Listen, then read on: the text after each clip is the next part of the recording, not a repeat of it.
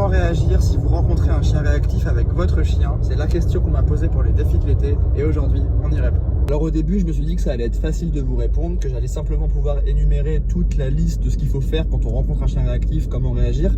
Mais en fait, je me suis rendu compte que c'était hyper individuel et que ça dépend de plein de paramètres. Ça dépend déjà du tempérament de votre chien. Est-ce qu'il est plus du genre à éviter le conflit ou au contraire à rentrer dedans? Ça dépend de l'environnement. Est-ce que vous pouvez simplement partir? Est-ce que vous pouvez prendre de la distance? Ça dépend du chien d'en face. Est-ce qu'il a une laisse qui traîne par terre? Est-ce qu'il est muselé, pas muselé? Il y a trop de paramètres et ça mettrait 5, 10, 15 minutes de vous énumérer toutes les possibilités.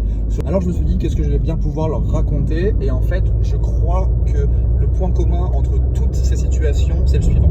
Même si vous avez l'impression qu'il s'agit là d'une urgence, réagir dans l'urgence, c'est souvent une erreur. Si un chien est en train de chercher des problèmes au vôtre, vous allez gagner à prendre 1 ou 2 secondes de réflexion pour analyser la situation. Je sais qu'à ce moment-là, vous êtes anxieux, stressé et que vous voulez réagir vite, mais souvent quand on fait ça, on fait des erreurs.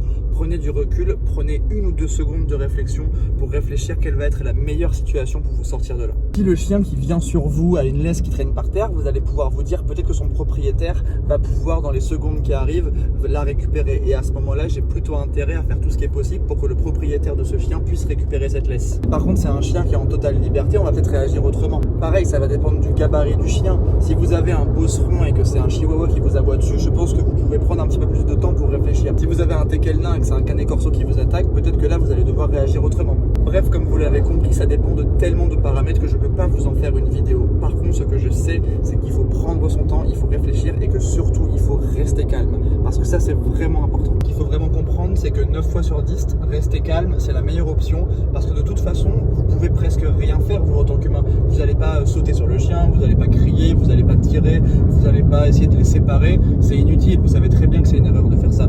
Très souvent, vous allez essayer de trouver une option qui est plutôt favorable pour désamorcer la situation dans le calme. Ce que j'ai assez souvent constaté quand même, c'est qu'il ne faut pas confondre bagarre et dispute. Il y a plein de chiens qui se disputent, ça arrive super souvent, mais des chiens qui se bagarrent vraiment avec une vraie volonté de nuire à l'autre, c'est très rare. Donc partant de ce principe, s'il y a une dispute qui éclate entre chiens de même gabarit ou équivalent, ne paniquez pas. Souvent le mieux, c'est de ne pas interférer, juste de s'éloigner et à la limite de rappeler son chien sans stresser, sans hurler, un vrai rappel classique avec autant de bienveillance et de bonté que ce que vous faites d'habitude. Comme vous l'aurez compris, certains sujets n'ont pas vraiment de réponse parce que c'est très individualisé, ça dépend de tous les chiens. Par contre, quelque chose qui va vraiment vous faire progresser, c'est de connaître votre chien sur le bout des doigts, de savoir ses réactions, de savoir son tempérament. Et là, je sais que vous prendrez la bonne décision. Au fur et à mesure du temps, vous allez aussi beaucoup affiner votre œil par rapport au chien qui est en train d'attaquer ou qui est en train de réagir sur votre chien et vous saurez comment réagir.